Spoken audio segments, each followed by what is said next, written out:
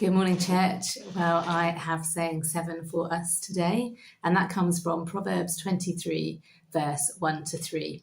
So in the NIV version, it says, "When you sit to dine with a ruler, note well what is before you, and put a knife to your throat if you are given to gluttony. Do not crave his delicacies, for the food is deceptive." Well, that sounds pretty harsh, doesn't it? Put a knife to your throat. So I've had a look at some different versions, and in the easy to read version, this is what it says. "When you sit down to eat a meal with a ruler, be careful how you eat. Even if you enjoy your food, do not eat too much of it. Do not want his special food for yourself. He may be trying to deceive you."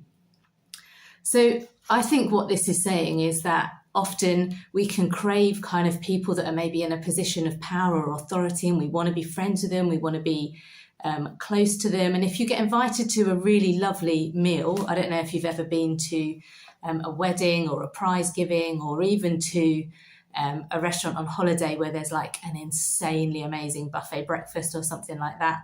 And we can see the food and be like, oh, I want some of that and some of that and some of that.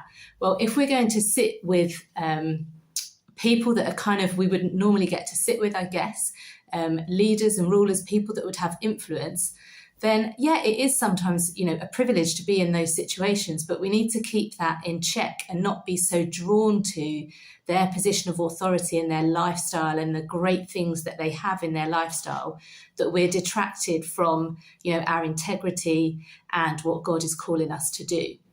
So it's really important that when we do find ourselves in those settings, and lots of you will in different scenarios in life, that we just need to keep in check and make sure that the reasons that we are doing things are kind of okay and godly and what God has called us to do, that we're not being detracted by seeking after that lifestyle and those amazing things and the approval of that particular ruler that we are spending time with.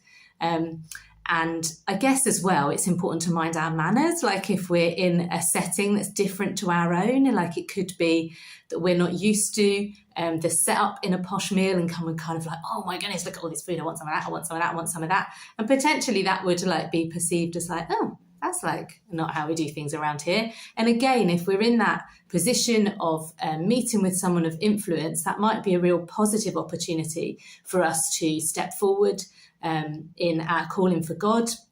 I sometimes end up having meals with people as a result of heading up a charity that I think, I don't know what I'm doing here or how I got here. And I want to use those opportunities as God intended and not kind of spoil that with my own kind of desires for like why I might think it's great that I've had that opportunity put before me. And so I have a little poster that is on my fridge and has been there for years and years to try to help to remind me about this point. And it says, "How we walk with the broken speaks louder than how we sit with the great." And I think that's a brilliant reminder for me that most of my days I spent working with people whose lives are pretty broken. And actually that is far more important than the odd occasion when I get to go out for dinner with a wealthy businessman, kind of hoping that he's going to support the charity. I just want to remember to keep in check what it is that God's called me to do and what it is that is my focus. So I hope that's given you something to think about today and has helped to contextualize saying 7.